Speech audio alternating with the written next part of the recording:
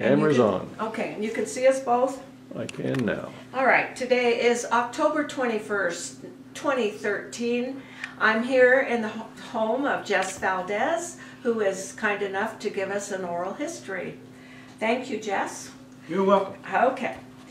We're going to start right out with what were your parents' names and when did they come to Clarkdale? What year? My father's name was Alejo Quintero Valdez. My mother's name was Macaria Sanchez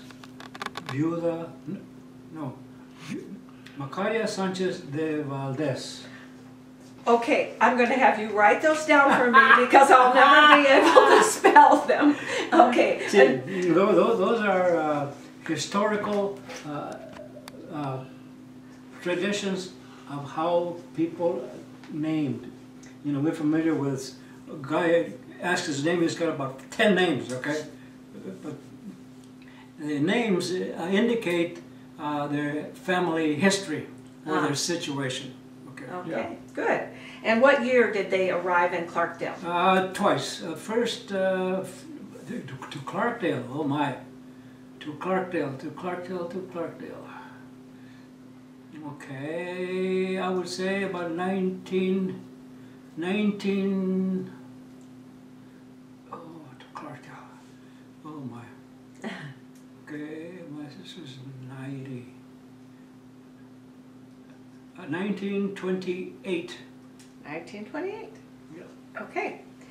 And what did your father do for a living? My father was a miner working on smelters way back in Mexico. So when he came over here, he brought those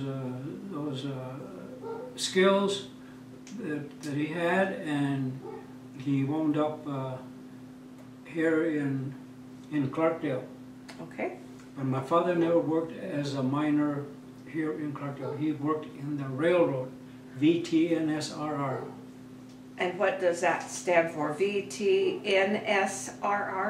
Verde Tunnel and Smelter Railroad.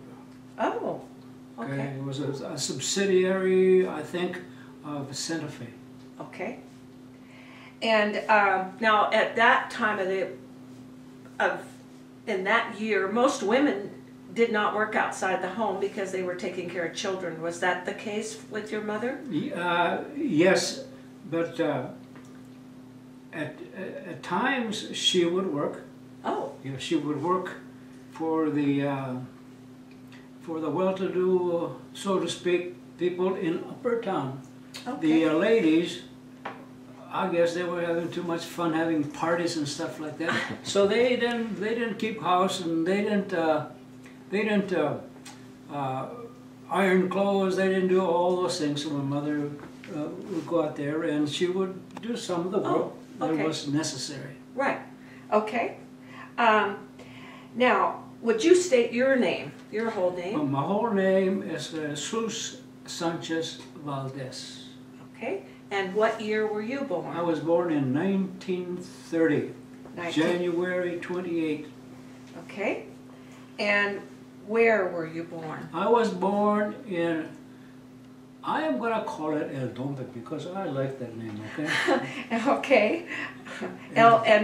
That's L-D-U-M-P? E. El Dompe. Okay, now, here I want to say something. Good. Mary Lou has already alerted me that she wants a display for the museum from April for 3 months on that area only. Okay. Okay. To have it available there, and I am supposed to give presentations. Oh, good. Okay. So I made one in the Douglas Mentions up in Jerome, and I have all of my information, and I have about 6 names that were associated with that area. Okay. And what was the name of that area? Was that Twittyville? I did not hear that word Twittyville until I came and retired here in Clarkdale in 1970. Really? Yes. Now, I'd heard it, but I wasn't sure where it was. Okay, Tweety, he was working for the smelter somewhere, and if you didn't know the hierarchy, you never know who Tweety was. When the first time I heard Tweety, I thought it was one of those cartoons like we saw the movies. Hey, Tweety Bird and all that stuff.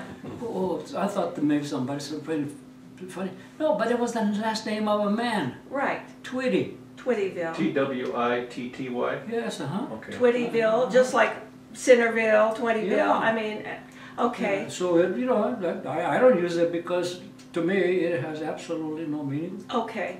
So it didn't really have a separate name, but could you tell us where it's located?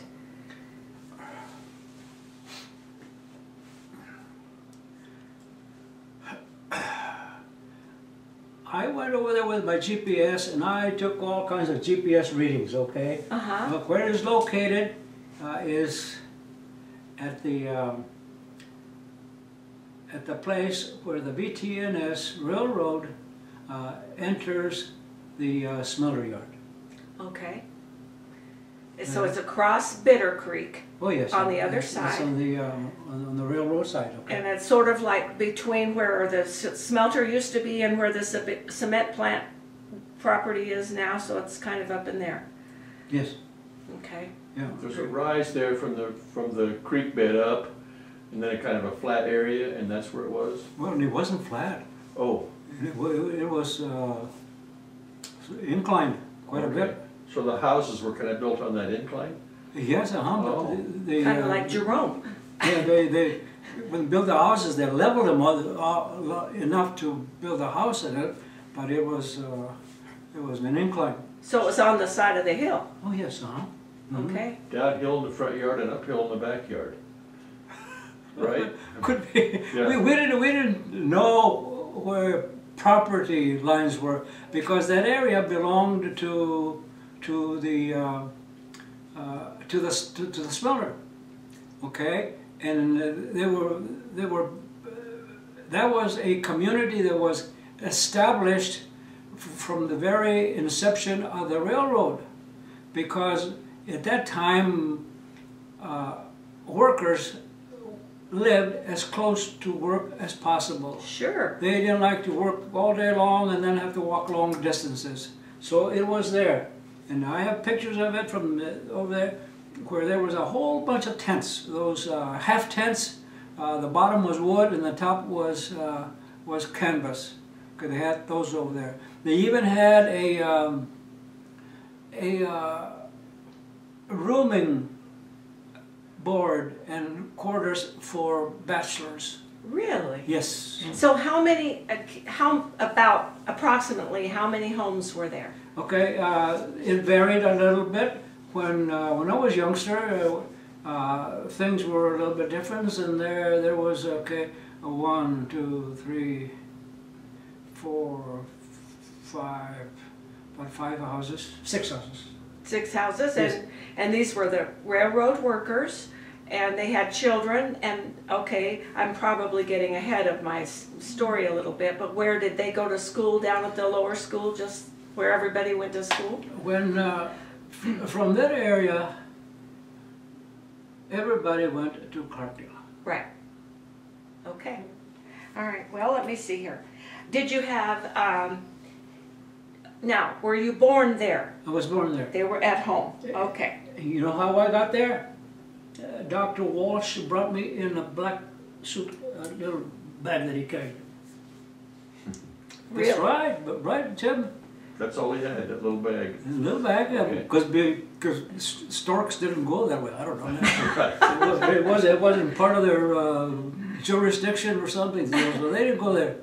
So Dr. Walsh, Yep. and did he drive a car down? I have no idea. You don't, okay. I don't know. All right. Well, they had cars, okay, because they had to make house calls. Sure. Yeah. Yes, and I remember that he drove out to pass the river for on another oral history I heard. Okay, what about your siblings? How many siblings did you have? Okay, my mother had 8 children. The two of them died in Mexico. And then when it came over here, I was the last one in the family. I was born here in Clarkdale, and there were 6 of us. You were the baby. I was the baby. Yeah, man, they treated me like a baby. That was fun. You were spoiled. Yeah, I sure was. Oh, good. Okay. Can you describe a little bit of what it looked like around your house? Well, you have about the wooden bottom with a canvas top. Would that describe your house? No. Oh, okay, then let's describe your house. Okay, let me tell you about my house, okay? Yes. Yeah, okay. My house was built about 1929, roughly. Okay. Okay. Probably before the crash of 1929. Mm-hmm. Okay. My father, there was no credit at that time, so he must have paid as it came along. And my brother probably worked there. He worked at a railroad too, so 2 incomes were fine. And they built a house there in Clarkdale. It was a wooden house, and it was built by a man from Jerome named Jess.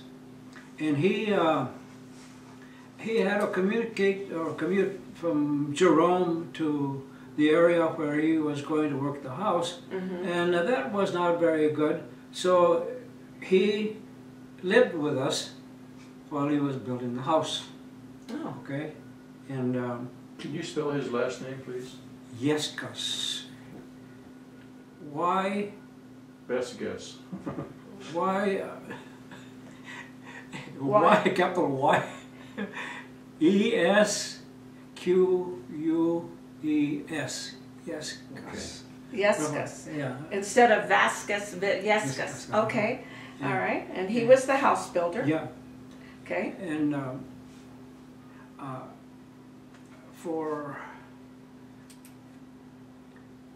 for the thing in April, I'm going to make a plans of what a house looks like. I know, I can remember what Sure. it was, but the house went through several modifications because of family needs. Okay? Yes. And I can come pretty close to measurements Sure. and the type of construction. It was specially made for the wishes of my mother, and Good. it was a very well built house. Okay, very well built house. And so, but you know, that house has a lot of history, and I'm going to write it down.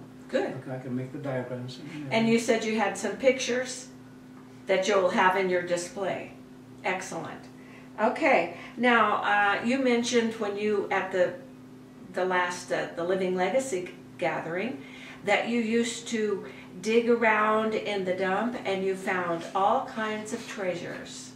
Yes, okay, now, that area was known for its dump treasures, okay? Yes? Okay, we weren't the only ones, but I think maybe I was the most active and appreciative of the surrounding. Okay. Oh. Okay, yeah, I know. All right. Okay, now, the first dump was closest to where we lived, and that was sort of a flat area. And then that one got full, so they moved towards Clarkdale a little bit, and that got full, and then they moved to another one, and that was the last one. And at that time, there was a lot of rain, lots of rain. Came down from the mountain and gushes of water, and it would stir up the black, burned, incinerated debris that was thrown there. And we would go down there, and right on top, we didn't have to dig for anything, we would find little treasures. Money, coins, a lot of little treasures we'd find them. But as soon as it stopped raining, we'd run down there and find them. Okay, they still do that. But people went up there with backhoes and stuff like that, and anything that was a value there, they probably destroyed it. And the last dump, I don't know that anybody went there. Elpidio, that works for Clarkdale. Who? Elpidio. Oh, yes. He used to go up there, but he used to go out there and he'd find all kinds of little goodies. I've seen some Well, of the stories and things. it's you know, it's a very popular activity to do now. Oh yeah. Many people love to go and dig in the dumps, and it's like a history dig, and they find all kinds of artifacts. Yeah. So you know, those dumps were, you know, they were interesting. Okay. For me, the availability of reading material. Yes. Okay, and it was reading material that was interesting to me. You know, at school we had library books, and they were sort of cumbersome. Too many doggone pages. Sure. And vocabulary that I didn't understand, but man, those war magazines, oh, they were fantastic.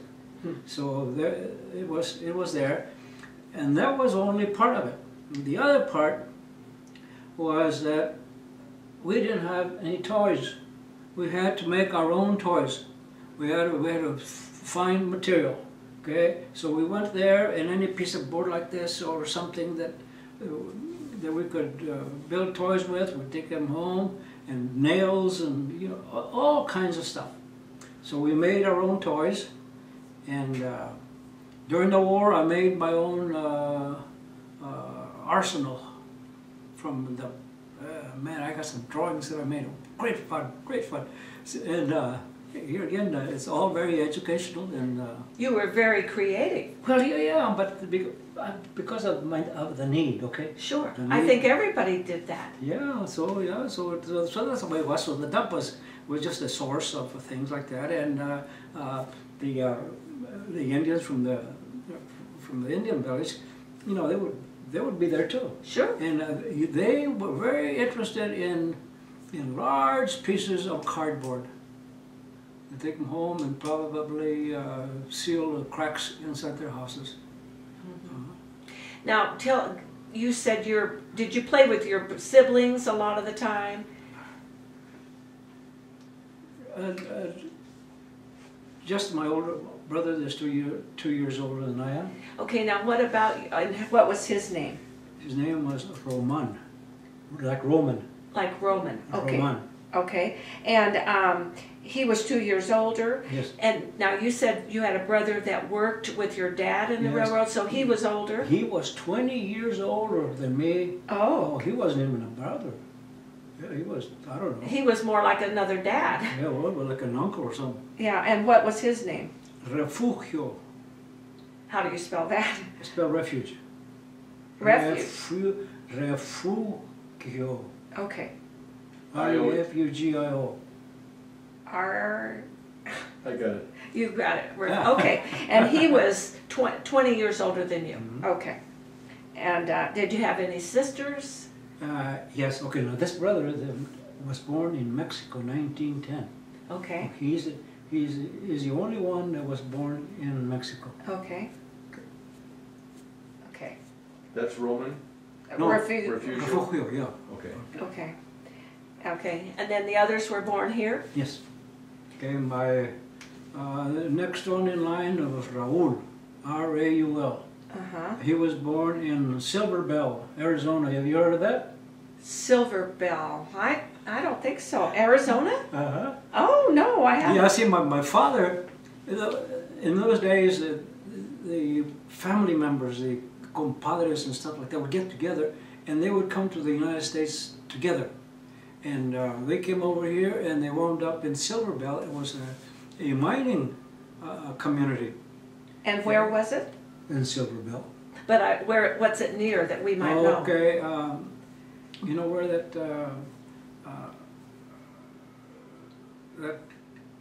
church out in the desert that's missing one spear? Mission Saint-Valdez? Mission Yes. Saint-Valdez? Uh-huh. Oh, okay. Okay, maybe west of that. Oh, Okay. okay. Yeah. So Raul was born in Silver Bell. Yeah. Was anybody besides you born in Clarkdale? Yes. Oh, and who was that? My brother Roman. Okay. Now, let me tell you where he was born. they had the fence up, and the yard master lived in a house, a real nice house, and maybe that's where Tweety worked. I don't know. And right north of there was a little shack there, and that's where we lived. We lived right there, and my brother was born there. And when In the smelter yard. it was the inside of the smelter yard, yeah. And then pretty soon they said, well, we don't want anybody working on the smelter yard, so that's when we moved to the other side. And my godfather, Flores, worked in there too, and he lived there. And then when he left, that house became the sort of a workman's place where they kept stuff and they kept tools and things. So yes, my brother was born there in 1927, and when I went to school, they asked, where do you live? And my sister would always say smelter yard. So smelter yard, and pretty soon I got some concepts, and that did not compute because I was on the outside. Okay, I wasn't in the yard, and I didn't know why. And then my sister said, yeah, because we were born there, and everybody knows that the older ones lived there. So we continue saying that because they knew where The smelter yard yeah. was. Okay. Okay. All right. Very good. My sister Lupe was born in Jerome, Oh, okay. 1920. And was she born at home or in the hospital? No hospitals. And a lot of those births were from midwives Sure. or family members. Right. Okay, and with my sister, apparently she had a medical doctor or a midwife because by law, they were required to submit birth information. Okay, so I found my sister's birth certificate in the Bureau of Vital Statistics in Phoenix. Okay, and then from there, my sister Rose was born in Hopewell. Oh. Yes. She's 90 years old. Okay. Wow. 1924, baby, I guess. Huh. Jess, your godfather's name, I didn't quite hear that. Can you spell it? Carlos Flores. And do I have some stories to tell about my godfather? Good. Ooh-wee. Did he live in this area or Oh, yes. in Jerome or? Yeah, just quickly. Really want to know? Sure. Okay, in those days, people came from Mexico because they were tired of killing each other. One revolution and a counter-revolution and just kill. So they got pretty tired of that, and Pancho Villa was very active. Okay, my godfather, whose name was Carlos Viramontes. Okay. He was in the hierarchy of Pancho Villa, and I have a picture of him with Pancho Villa. I have a picture with him, and he got tired of this stuff, so he wanted to leave. But they told Pancho Villa, said, if anybody here in my hierarchy leaves this place, we're going to get you, we're going to cut your ears off. Okay, so there was quite a deal. So my godfather knew a Yaqui Indian in Mexico. The Yaquis were from Mexico. And he says, I know a place where we can cross the border without any problem. So they came. And as soon as he crossed the border, he changed his name to Carlos Flores. Very good. Yeah.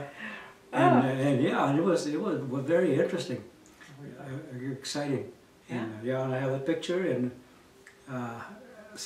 You have a picture of your godfather as Carlos Flores. Yeah, with Pancho Villa in the same picture. Oh, wow. Oh, that would be fun to see. Yeah. Oh, Yeah. great. And well, later on, my godfather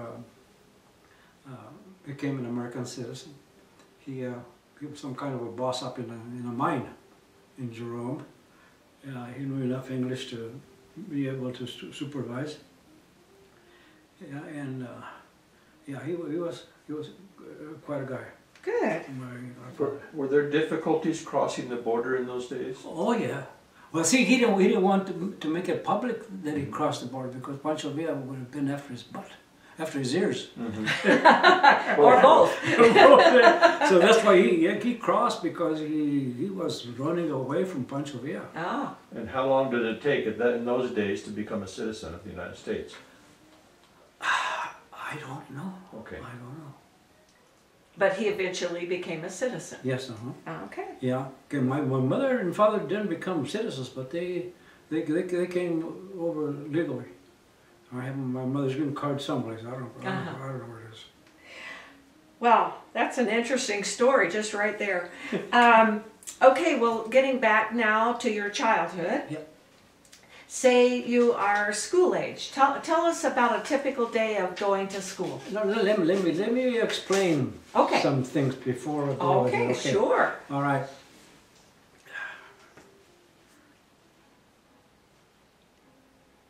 Language was a severe barrier to all of us going to school.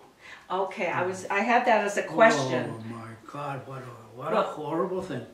Because you spoke Spanish at home. Let's call it Mexican, huh? You spoke Mexican at home. Yeah. And never heard English at home. Or very little. Very little. You know, my older sisters, my brothers, you know, they knew. They went to Raul, Lupe, Rose, graduated from Clarkdale. Oh, so they knew it. But we didn't practice at home because my mother didn't understand, and so that was it. And then I went to school in Lower Clarkdale, and I didn't know a word of English. Oh. And my teacher's name was Miss Swartz.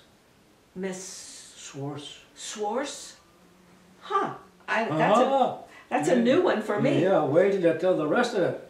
You want to know the rest? Sure. First spell her name. I don't know. Do the best you can. Swartz. Okay, well, Do the best you can. Okay, Miss Swartz. And they were all Miss, weren't they? They weren't married. Oh, yes, she was a Miss, yeah. Yeah. Okay. And that was kindergarten? Kindergarten, that was Miss Swartz.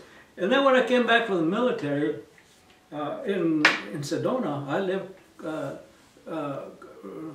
in the same subdivision over there, Chapel Hills, with Gertrude Mooney. You ever heard of Gertrude Mooney? No. Oh, she was a high school teacher. She was a graduate of Clarkdale. She was a school teacher, and she specialized in girls' physical education. Oh, okay. So I got to know her, and she would tell me stories. Oh my gosh. So it does, and I told her about my teacher stuff. Her name wasn't Miss Swartz. Her name was Miss Schwarzmacher. Schwarzmacher. Or something like that. Yeah. So that's funny. So we called her Miss Swartz because we couldn't say Schwarzmacher. Okay. Oh, how funny. Yeah. Okay. So tell us then about how, like, a typical day, you got up, you had your breakfast, and you started walking to school. And you crossed the tracks, the railroad tracks, or walked down the tracks to the road? No tracks, okay. Are you familiar, can you imagine where the fence was? Approximately. Okay, from way up there where the smelter fence. Yes. Yes. Okay. And the warehouse was there. Yes, Miller's. So we came from a house down. There was the dirt road for vehicles. It was straight down by the warehouse, and then we sometimes crossed the creek. Other times we went to the bridge. Mm-hmm. Okay, and then we went to school there. And we did that every day, rain, whatever the weather, okay? Mm-hmm. And so we went there, and I don't know what we did in class. I just don't Well, you didn't speak English, so Yeah, that she was a didn't. very bad. And well, they had a lot of toys and stuff for us. And poor Miss Horse. And in school in those days, the rule was you, in the school ground, anywhere in the school ground, you will not speak Spanish. You speak Spanish, you're going to go and talk to Mr. Jones. And Mr. Jones had a rubber hose right behind his desk. So we were threatened. So we just speak any Mexican in school. And we went home and forgot about it. And I went to school. I don't remember what happened in class. Okay, I don't remember. Yeah. I went from kindergarten to first low, and then first high. And we did not like the idea that we were segregated, okay? But we did not understand the philosophy, and thank God for the Arizona Education Department that did us a great favor. Most of us that went to school were born in the United States, therefore we were American citizens. And the Arizona education system was going to educate us and teach us how to be Americans. And that is what the big thing was. We thought we were being discriminated. No, we didn't like it. Okay, and because we didn't know enough English to function in a mixed group, we were segregated, and so I went to the first grade 2 years, first low and first high. That is so that I would acquire more English skills, Right. so that I could function in a regular classroom. But still, in the second grade, we were segregated because we still were struggling with English. It was not till I got to the 5th grade with Mr. Davis in the building that burned that I began to put the English language together. And it started to make sense. Mm-hmm. So it was very, very interesting. But you know, I can do a lot of philosophy talking about those things. And for me, it's very exciting to put them in the right perspective. Sure. Not that anybody was making any discrimination against me. I didn't believe in it, and I had friends from all over the place. Jim Burkett was my friend, Don Trescott was my friend, John Crawford was my friend, and the girls were my friends, and the Indians, everybody was my friend. Sure. I had no problems, but I had more fun. And when I came back from the military, Jim Burkett and I got to be real close friends. Boy, he'd come down here and says, okay, I'm coming in. So we went to su casa, and we sit there for a couple of hours hassling out our things. And before he died, he says, man, let's put a book together. Give me about 10 of your stories and 10 of mine, and we'll write a book. And the son of a gun died. I know. But he did. He was a wonderful historian. Yeah, Yeah. that was his profession, and he could write. Yes. You know, I struggle with my writing, and my writing is sort of crazy, but that's all right. But he was, man, he could just start writing, and he could say things in a hurry. Right. Very good. Spell Well, everything. Having the low first and high first actually gave you an extra year of English, is what they were doing. Yes. They were trying to immerse you in English. Yeah, And it just took a little longer, but like to 5th grade, and then it kind of clicked. So that's good. So you went at 5th grade then in that upper building that burned. It burned, and yes. then 5th grade, 6th grade in that building? You know, I don't remember. Maybe so. The 7th grade, we were in junior high. We were in the high school building. Yeah, were you? Okay. And then did you have, your PE was still over at the clubhouse? Yes. And did you participate when you went to high school? Were you in any sports or? Yeah, I played football. Oh. I played football. Oh man. In 9th grade, I went to Clemenceau. Oh, you did? Yes. Okay. You know why? Why? Because that little house over here in Clarkdale was built for maybe one family with 5 kids. And then my older brother got married. And he started having kids like crazy. Every 2 years he had 8 kids. Oh my goodness. And so the house wasn't big enough. So we moved to Clemenceau. Okay, and you went to school in Clemenceau then? So yes. And did you finish school there? No, well, yeah, because I only went there to the 10th grade. They came to Clarkdale. Oh, okay. So you moved back with your family. And that's when I played football up here. Okay. And where did your family live then? When you came back from Clemenceau, did you move back? No, they bused us. Oh, we got the bus. Oh, because okay. everybody that lived in that area was Came to bused, Clarkdale. Came to Clarkdale, yeah. Okay. Oh. Yeah. I'm not sure I knew that. But I knew of other Cottonwood kids that came over here. So, okay, that helps clear that up. See, they came they were bused from the Sedona area. Oh. And Cottonwood. Okay, Camp Verde had its own high school. Okay. So you were in football, and did you remember any specific teacher? Would you say Mr. Davis was one that really made a big difference in your life? Because they all did. When you look at that, they all were very significant. But some of them remember because of maybe how they treated me. Maybe I don't know. But I don't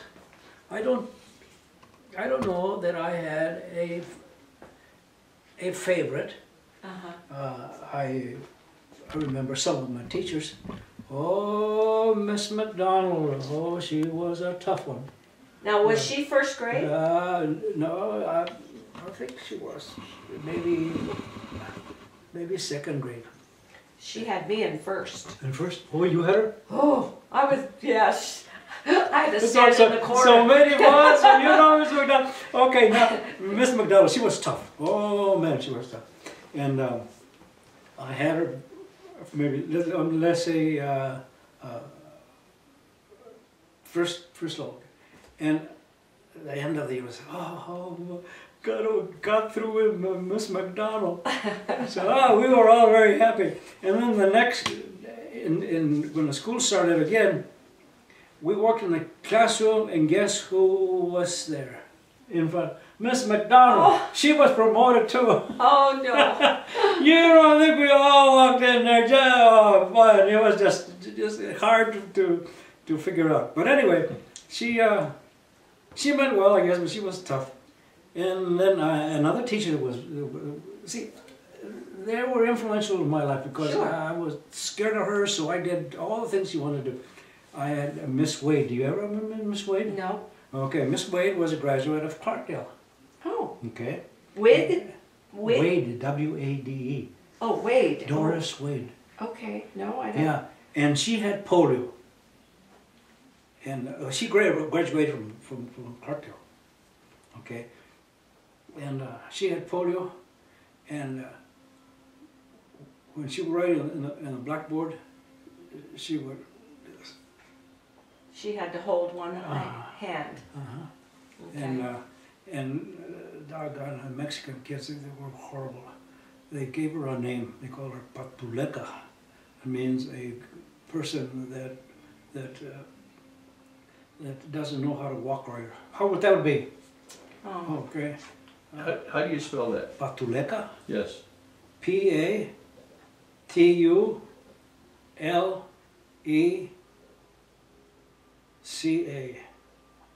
And it's a derogatory term meaning like a crippled or something. Yes, like a cripple. But the Mexicans had that custom that everybody had a nickname, And nicknames were associated many times by any outstanding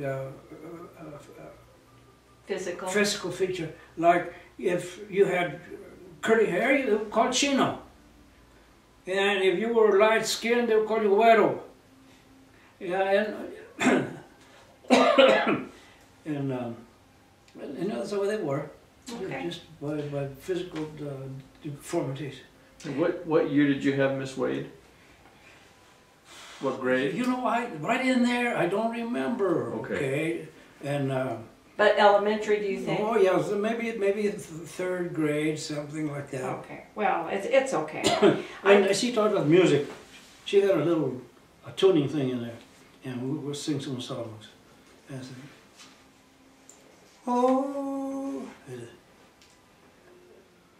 February 22nd, Washington, we honor thee. Long ago you made our country strong and happy, brave and free. And she would hit the thing on the desk. Oh, well, see, you were learning history and dates. Oh yeah. That's cute. Okay. Well, let me see. See, I have, I write the things, and I have one on Miss Wade. And A story, you mean?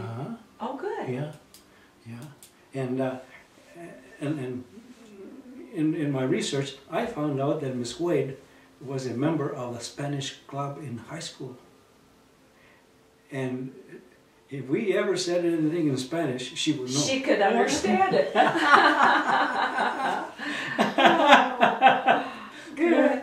Yeah, so those memories are fun memories now. Sure. Okay, what about, did you have a job when you were in high school, ever, or When I was in Clemenceau. in Clemenceau? Yeah, Okay, yeah. so after school, like? Oh no, well after school, yeah. My first job was working with Emil Mangini, UVX Dairy. He would come to my house. I'm going to call him at 3 o'clock in the morning, but real early up. And he had a green or a orange pickup truck with a running board. And we would drive to Clarkdale, and I would deliver milk with Emil. And I rode the running board. Wow. And he would stop, for instance, at the park. No, where the tennis courts were. Okay, we'd stop there. And I knew where to deliver milk. Mm-hmm. On the north side of the street.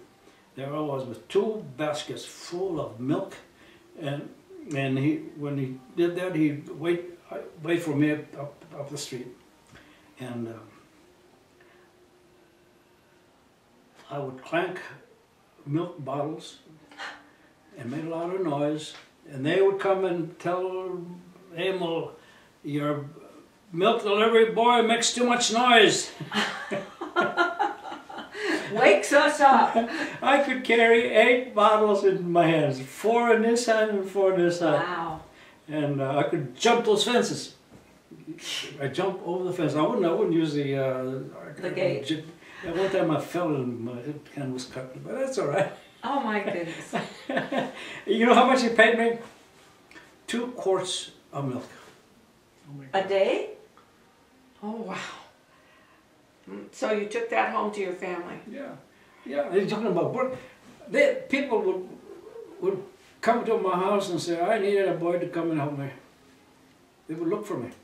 I worked for a guy in Smelter City. He had a mechanic shop, and he needed somebody to clean parts and do a lot of little things that need to be done, but he wasn't doing. So he went to my house and said, I heard you're a good worker. I want you to come and work. So I went.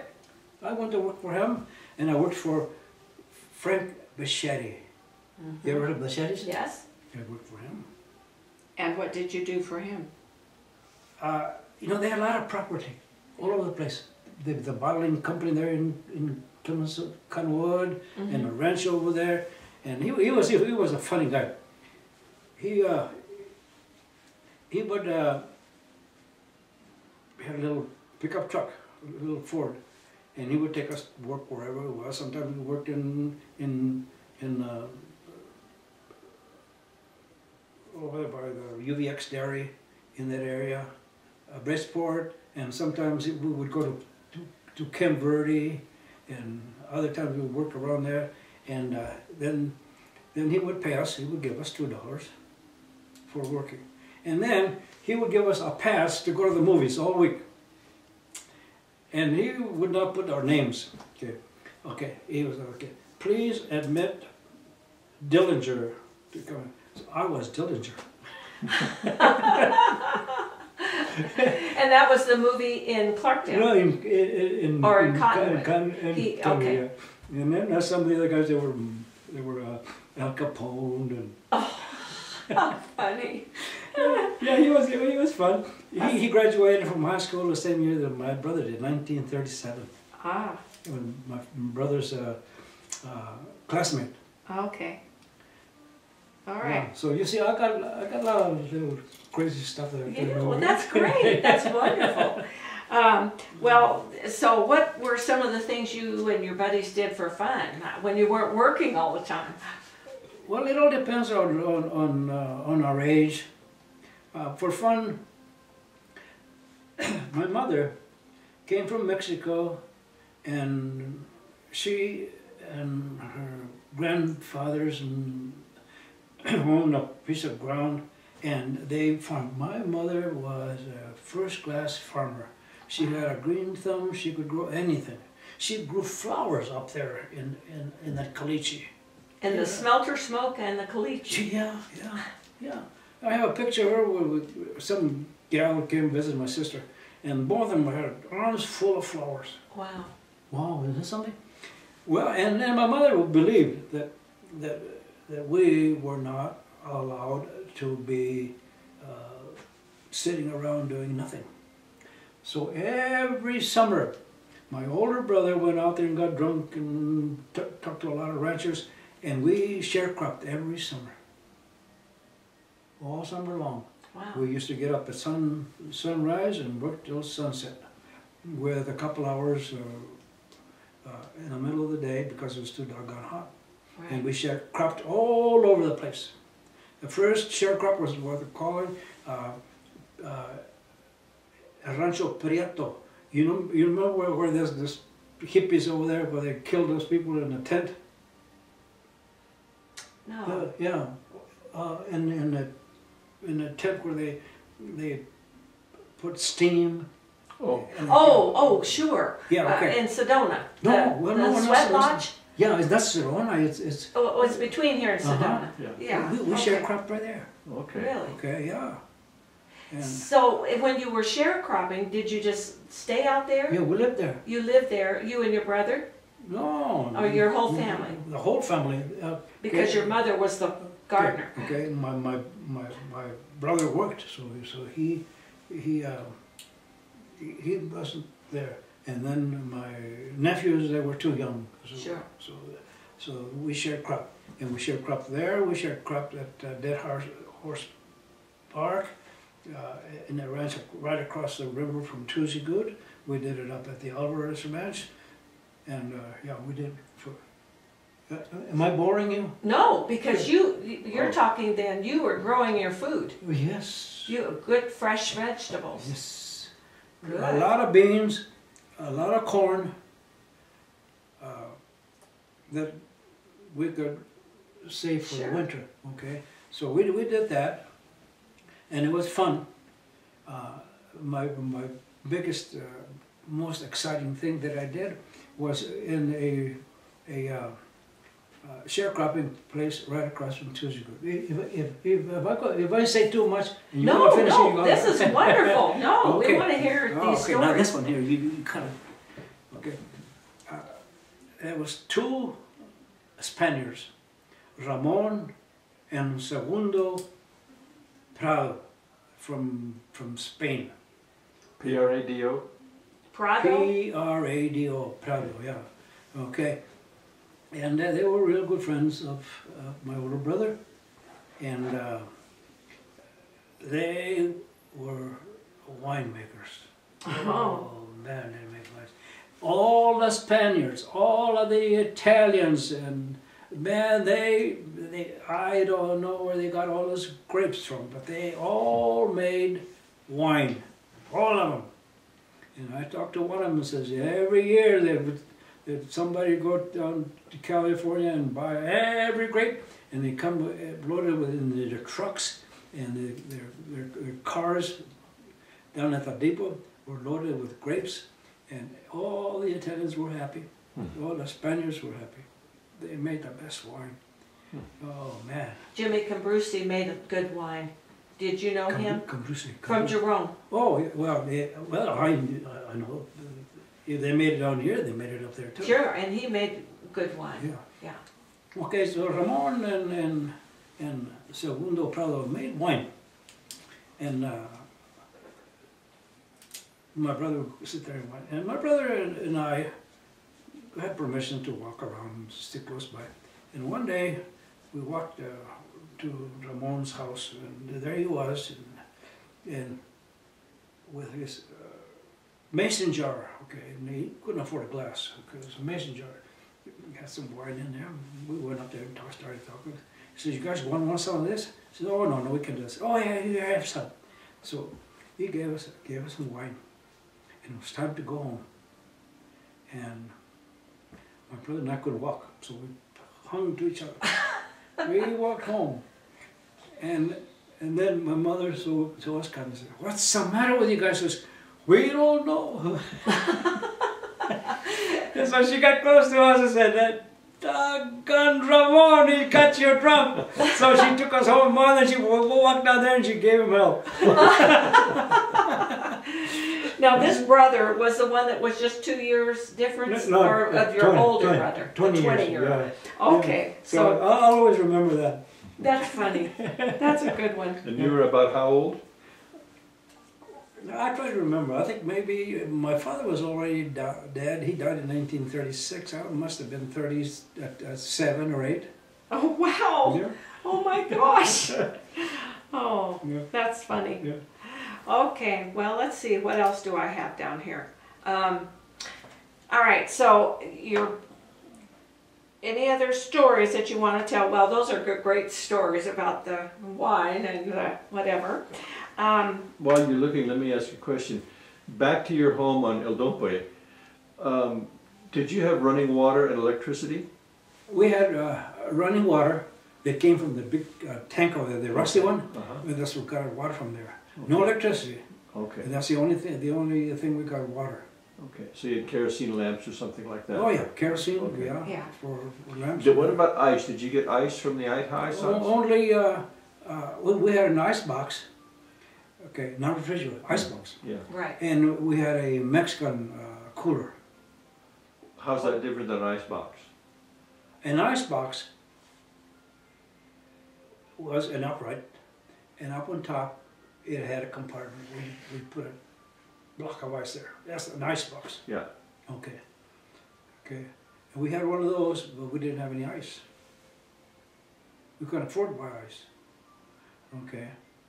Except that sometimes a car would come to the ice plant and the warehouse, and they would throw out ice to get some new ice, and if we were lucky, we got the ice. You'd pick up the leftovers. We got the ice that was thrown there, and we had ice for a day or so, and so that was that. But then my mother would make a cooler. We made a frame thing about this big on legs off the ground, and we covered it with burlap. And our job was to take water and be sure that the burlap stayed wet. Wet. And things stay relatively cool. Okay. Oh, okay. So it was made out of wood or something like Yes, that? Yeah. wooden frame. Wooden frame and then burlap. Okay. Yeah, All right, so what about now your mom? Okay. We had a Mexican air conditioner. Yes, which was? Which was, okay, it was hot. We stayed outside, and we would clear the ground, and then we would wet it, and we sit. After it was wet, we sit there, and it was nice and cool. Evaporation, huh? Right. Sure. Okay, so your mom grew a lot of your food. Yes. But did she shop at the grocery store at Selma's? My mother didn't do any shopping. Okay. The shopping was done by my sister-in-law and my brother. They would go. I think they'd like to go to Cottonwood, the Selma store in Cottonwood, Okay. and then later, Don Manuel Varela. Have you heard of the Varelas? Varela's. Uh-huh. Marcelino's father, that established the hacienda. The hacienda's Okay. Varela. Yeah. Mhm. He had a little pickup truck, black one, and he'd park in the bottom of the hill, and he'd go to all these houses, and they would make a list of the things you wanted. Oh. He would go to Centerville and get their orders ready, and then he'd back and delivered. Was there a little store in Centerville? Oh yeah, yeah. So that was maybe where they shopped more. Well, no, it's too far to go to shopping. Sure, because they didn't have a car. Yeah, and then we used to shop at Miller's. Oh, really? You Yeah. could shop there? Sure. Oh, I didn't know that. Yeah. Oh, it was a general store. Everything, clothing, you name it. Really? Yes. Oh, now I'm thinking of the warehouse. No, You meant the no, one no, uptown by the yes, by the park. Yes. Oh, okay. So Miller's had everything. Oh yeah. Mhm. I thought it was just furniture. No, they had a meat market, vegetables, well, you name it. Wow. Clothes. And clothes. Now I know that Well, Selna's at the other end by the school had groceries and meat.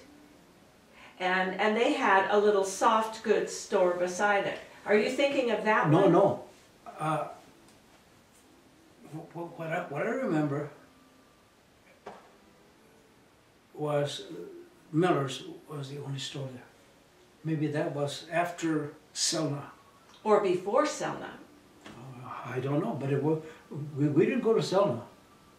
Okay, well there was Selna. Yes, And then after Selna, there was Fairway Foods that came in. Okay, Fairway Foods, yeah, but that was later. That was later. Later. So Yeah, that's Miller's furniture was on the other end of the block, but that was furniture only. B. Chavez used to work at Fairway, right. She was sort of a. She worked in the dry She goods. worked in the office. Yeah, and on the dry goods side. Yeah. Okay. All right, what about, did you ever have to go to the doctor? I mean, do you remember the clinic? In several ways. Okay. You want stories? Sure, Okay. I want stories.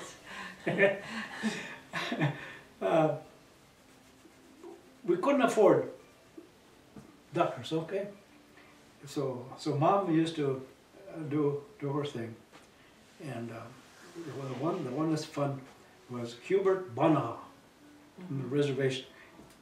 Now, those Indian kids over there, they were my buddies, and the girls too. They were my girlfriends, and I got stories about that.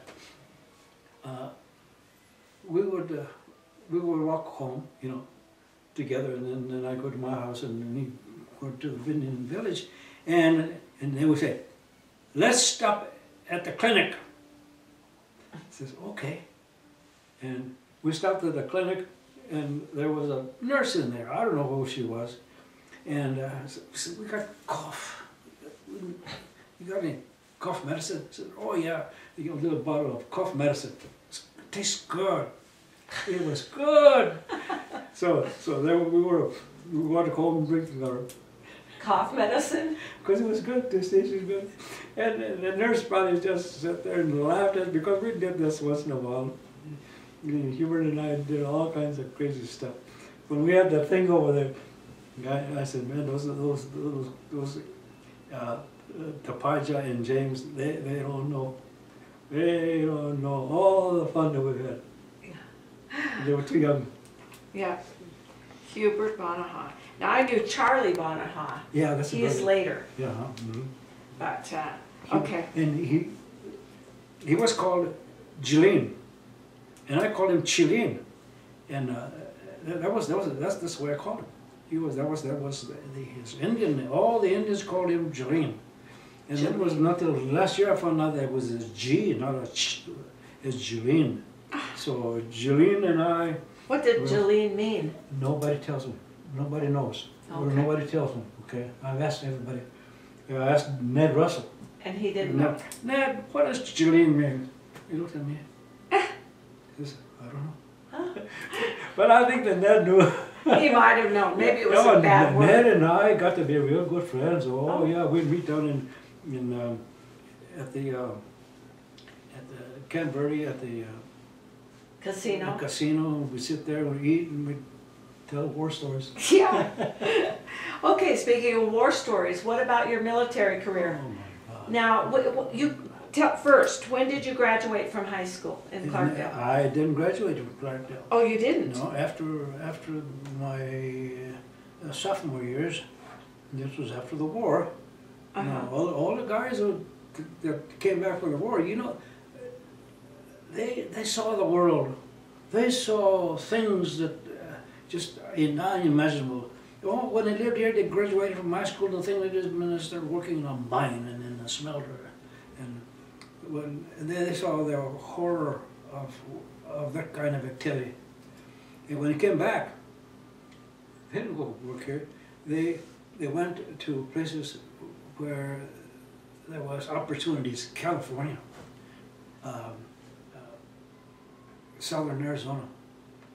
They attracted people like crazy. So after my sophomore year, we moved to California, and I went to high school in North Hollywood.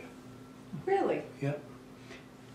Where there were spaces between houses. Mm-hmm. Our nearest house was about a quarter miles away. Now in that area, Mm-hmm. so it was a nice place to go. So you graduated from high school in California? In North Hollywood. From 1949. Okay. And then after that, you went in the military? Yeah, basically, yeah. Okay. 1951, the military. 1950? Mm-hmm. Okay. And this one is interesting too, why I went to the military. Okay. The draft was very active, very active. And as soon as you got out of high school, off you went. And my brother, Raul, was in World War II, and he was in the infantry. He was in charge of a mortar crew. And he saw some horrible stuff. And he told me one time, you better go and enlist in the Air Force because you don't want to go into the infantry. So I said, okay. So I went and joined the Air Force. And they sent me to Lackland Air Force Base in San Antonio, Texas. And that was called our basic training. We went there and we did our things.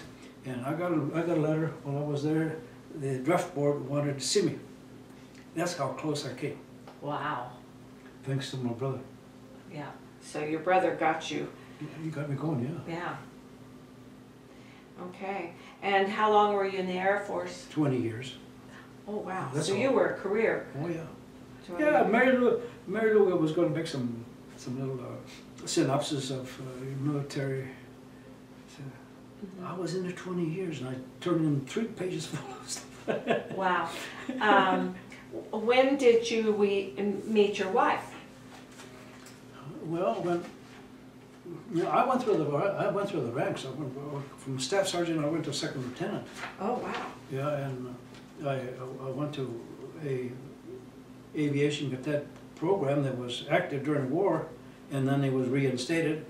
And I went through navigator school, and I got my aeronautical ratings. I got my wings, and I got my second lieutenant. And then they sent me to Biloxi, Mississippi, to learn some things about electronic warfare, and I met Bernice there. Mm-hmm. Bernice? Yeah, Bernice, she had a rough life, really rough. And she was a bartender in one of those gambling places on the river? Strip, on the strip. Oh, okay. On the golf course. And that's where I met her. In Mississippi? Mississippi, yeah. Okay. And after you were married, when and where did you live then? Well, a couple of years later, we got married, and we lived in South Dakota, Amarillo, Texas. South Dakota, okay. Amarillo, Texas. And what year were you married? Do you remember the year? I'm glad you're not asking me, because then I have to admit in front of Dinah I can't remember. Okay, let's see. I graduated in 58. I'd say about 50. Okay. 50. Yeah. Yeah. All right. Yeah, and then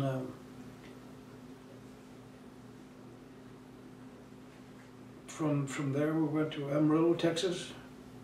Amarillo, Texas. We went to Omaha, Nebraska. From Omaha, Nebraska, we went to Eielson Air Force Base in Fairbanks, Alaska. And what was that Air Force Base? Eielson. Ielson? Ielison, something like that. In Fairbanks, Alaska. Wow. We were there 2 years, came back to Offutt Air Force Base in Omaha, and I retired from there. Okay. Wow. And you had children? Yeah. Yes. 2 boys, both of them are adopted. 2 boys, both adopted. Okay. Yeah, adopted in Texas. Adopted in Texas. Oh, okay. Born in Houston. And their names are?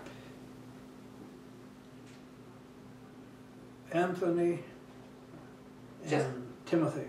Anthony and Timothy. Okay. Now, when did you come back to the Verde Valley after your military career? I mean, I assume it's after that. Yeah, well, see, I got my degree when I was in the Air Force. Oh, okay.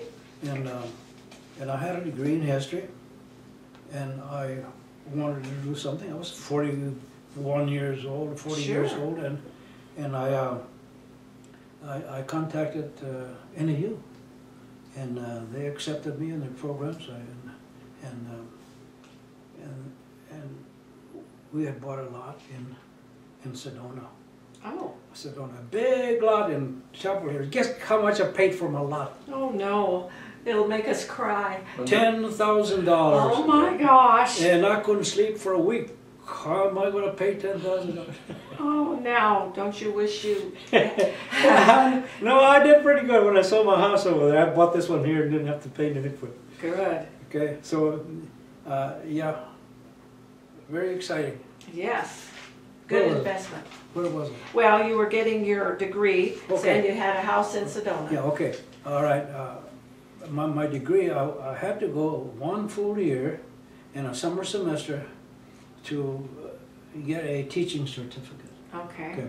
Just with my history degree, I couldn't teach. So I did that, and then I was ready to go teach, and I applied all over the place. I applied in Clarkdale and everything, and just with a little bit of luck, Tony Garcia. You remember Tony Garcia? Yes. Okay. He was about the same age as of my sisters and my brother. They knew each other. So when my name came up, because Mrs. Cantrell was going to retire, so Tony Garcia put in a good word for me. Good. You have to know somebody. Yeah, and then I got it, and he called me in Sedona. He said, I'm going to tell you something, but don't tell anybody. He says, you got the job. Oh, Oh, good. And then when I went to class, I was still going to class up there in NAU, and the teacher says, about 50 candidates for teaching. And she says, how many of you have a job already? I raised my, I was the only one there. that Wow. had a job. Wow. Great. Yeah. Excellent. So that was fun. Yep, that was good. Yeah. Let's see. And then the big fun was Bob DeVault, I want to see him, and said, well, why don't you go over here to the 1012 and sign sign the document. I said, oh, hey, I want to like this, and you go to the bar and sign your Because Matt Peckridge was on the school board. I think so, yeah. That's right. Yeah. Oh, So crazy stuff. yeah. Okay. Well, this has been wonderful, wonderful stories. And you know, and I'm not telling you all of my stories. Oh, I know, I know. How long a time have we gone? About an hour and 8 minutes. An hour and 8 minutes. We have time to do more. If you have any other stories you want to remember. No, but what?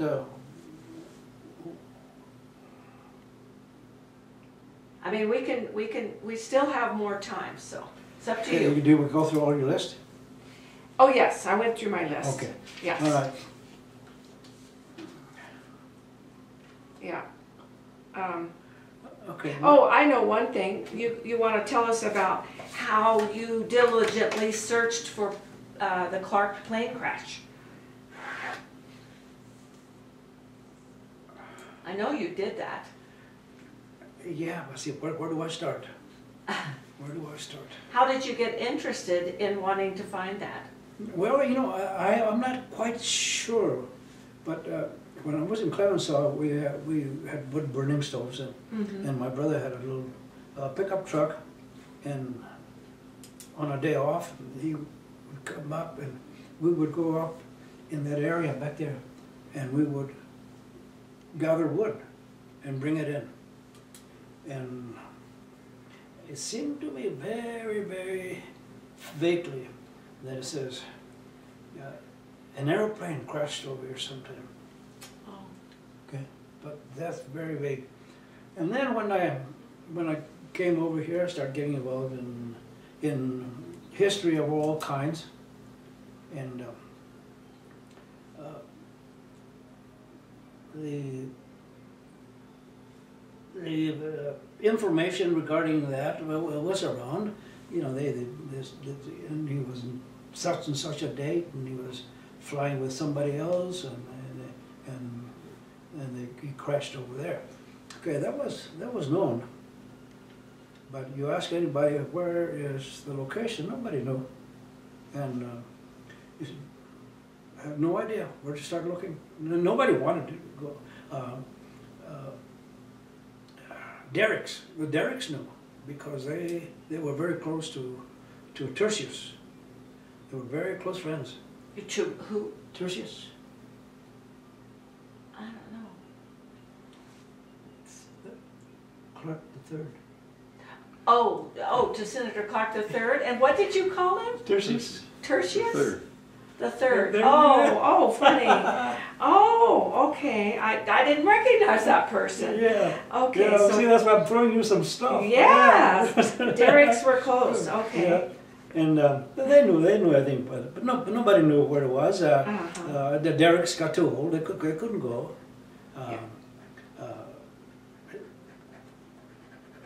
No, nobody could go, because they probably lost the location.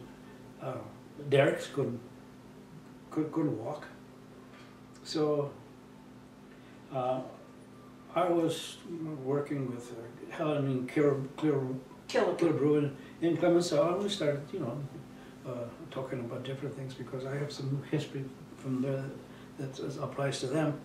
And somebody, and I forgot who it was, came to the museum over there with a whole bunch of pictures of the crash. Of the crash.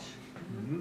And she showed them to me, and he says, I am going to find this, because each picture had a background, the terrain behind it.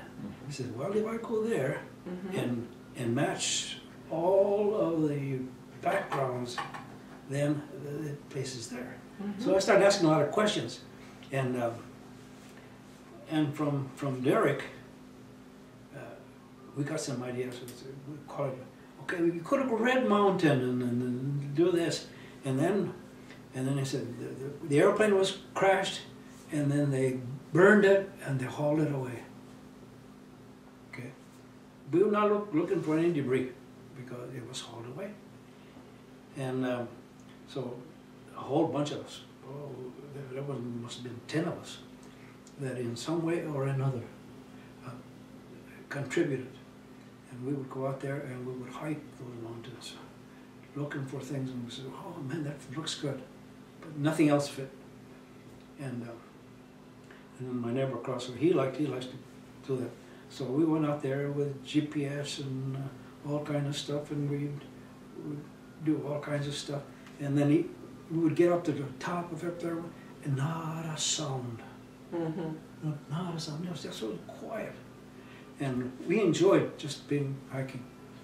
But and we just walked this way and walked that way, and nothing would fall in place. And we call that the enchanted crash, because we never lost, because no matter where we were, we always saw Mingus. Okay, we knew where we were. But when we got over there, we were confused. Where am I here? Okay, and it was difficult. But we'd go farther and farther away from the Jeep, and one day we were walking down this canyon, and we hadn't been there before, and I started looking, oh, that fits pretty good, and I said, hey, that fits pretty good too. Maybe I'm in the right place. So there was an embankment like this, and it was caliche, sort of like steps. And when you walk in those areas, you have to be very careful. So I was looking where I was stepping, and when I stepped in a dirt place, I picked up my head. Right in front of me, there it was. It was a part of the airplane. If we would have known that we were looking for parts of the fuselage, we would have found it much earlier. But we were told that it was hauled away. So, but that was fun. Yes. Yeah. Wow. Good. Well, Golly, we certainly appreciate hearing the stories, and I'm looking forward to seeing the pictures. Yeah. I got more stories. Good. Well, we can end it here, and then we could, at another time, if you want to make a list of stories you want to tell, we could do another session. Yeah, like I can tell you about the farm we had over there. Well, tell it. We're limited to an hour and a half. That's why she said we could do another time. We're up to about an hour and 15 minutes, so we've still got some more time. That's about what we're going on DVD, is an hour and a half. Okay. Well, would you rather come back to another time? If you want to tell another story, we got time. If you have time, you can tell it in 15 minutes. I don't want to be rushed. Yeah. Okay. I can give you details. Okay. Sure. Okay. Yeah. We like to have details. Yeah. Then we'll have volume 1 and volume 2. We can have volume 1 and volume 2. And I can be thinking about some stories. Okay? Yes. Okay. That would be great. And I can start getting my stories out too. Sure. So I can show you that. Look, this is a story that I have. Good. Like I have the thing on Miss Wade. Good. I have a story on her. I wouldn't turn off till we leave, hon. Oh, okay. Well, that would be fine. And, if you pick out, I don't know how many stories, 5 stories or whatever that you still want to talk about that pertains to the area, write them down for yourself, and then we can do another session. Yeah, like you said, the doctors, okay? The doctors? I got some stories about doctors. Sure. And that's great. Well, it gave us gave me new information about the early Mhm, days. yeah. That's what I like. Yeah, I see, but you know, a lot of it is personal things, but they revolve around a generic atmosphere of that time. Right. Within Well, the atmosphere, yeah. we want the personal because that's how everything gets carried forth. Everybody has a personal But story. everybody was in the same environment. Like, man, I got a lot of stories I can tell about my friends. Everybody was my friends. Yeah, lots of stories. Good. Yeah. You need to have a reunion of your friends. Well, no friends. They're all dead. I know, that's the problem. We're losing the old timers. Yeah, I know it. So it's important that you tell the stories and we get them written down. Yeah. Okay, so I'll make a list of stories, okay?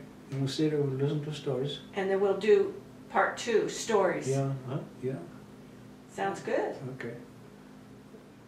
Great. And I'll collect my stuff.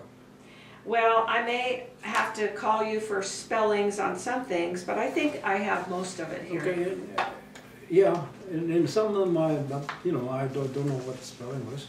Sure, so we'll just kind of guess. Yeah. And that's fine too. Well, I really appreciate you taking the time. Yeah. Well, you know, this is important because this It is is. what I should have done a long time ago. But I went to Charlotte Hall, and they want to do one of these things for me. So I went up there, and we sat at a table, and she had the recorder, and she asked questions. And then when it was over, she called me and says that the recording wasn't very good. Oh, so she couldn't make the transcript? I don't know, I haven't, I didn't know what to do. Oh. Well, we will, now Jim does this and he'll do this in a few days and we'll give you the copy right away. It'll take me longer to type it up. Yeah. You need any help, clarify some stuff, call me, Jim. Sure, thank you very much. Yeah, but he's really good at just transposing it man, onto the, I have stuff that is just mind-boggling, that is absolutely fantastic, but I don't have the skill to do a fast job. yeah. Like we had a beautiful tour of the smelter way back. You remember? No? I didn't go, Oh my God. And I had people with recorders. I made special recorders, put a boom at the end, so when somebody said something, we put it right there, we recorded.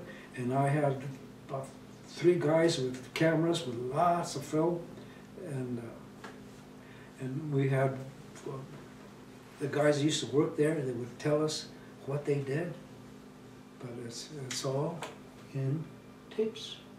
Oh. So that was before 52, Was it before while it closed down? While the, No. it was after it yeah. closed, Oh, yeah. really? Okay, But- before this outfit got in there. But it's before DVDs. Yeah. Do you still have the tape? Margie, I think Mrs. Beach, Margie Beach's mother, and her husband can do that kind It's of her stuff. sister-in-law. The Is it? Beaches, yeah. Oh, that's right, the Beaches. They can transpose or transfer a tape into a DVD. So you probably should get a hold of them and they could do it for you. But see, but only I can make sense of it. But I mean, if you had it on a DVD for everybody to see. But on the tape, you go back and forth, back. On DVD, can you do that on DVD? Yep. Yep. It's more limited than on a tape, but you can go back. You can kind of like chapters. Oh, chapters. Oh, And, yeah. and it'll go back and forth. Like this one will go back and forth for you. Yeah, but about chapters. Okay, now I need to. What did it say? Back up a few feet. Yeah, that's tougher with a DVD. Yeah. That's very hard. Yeah. And I got tons of pictures. Man.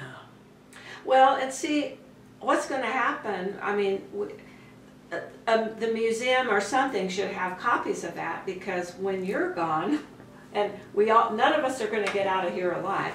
When you're gone, what happens to all your records? Yeah. Do they just go rot in a box and then nobody gets See, to see them? I told them that I'd give them everything, but they can't do anything with it. They Well, don't no, understand. because they won't know what it is That's right. until you document it. Yeah. Just takes a little time, maybe It takes time. 10, 20 years to get all this straightened out. Yeah. Yeah. Okay, I'm gonna stop the recording now. Okay. Hey, how do you like my display?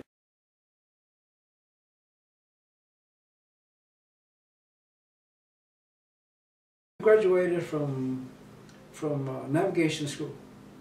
You went to one of three places. You became a navigator. Let's see, in my case, a navigator in a B-52, a bombardier in a B-52, an electronic warfare officer in a B-52. And I was selected to be an electronic warfare officer. And that was interesting. I was in charge of bomber defense. Okay, we would come over Russia, and I would pick up their early warning radars, and I would alert the crew that we were being painted, and I started jamming. They didn't know where we were. And then we would get closer. If they sent any fighters after us, I could tell just by the sound of the signal it would be, I could tell what kind of a plane it was and what its capabilities were. Wow. Wow. And I started jamming. As soon as I had a lock on, I said, "We have a lock on. My jammers are on." And we defended ourselves by flying at about 500 feet off the ground. Wow. His dad was a bombardier on a B-52. Navigator bombardier. A navigator bombardier. It was a 17 though, I think. Oh, B-17. Okay, so, yeah. Yeah. Bob Belts was a navigator. Oh. B-17. Yeah.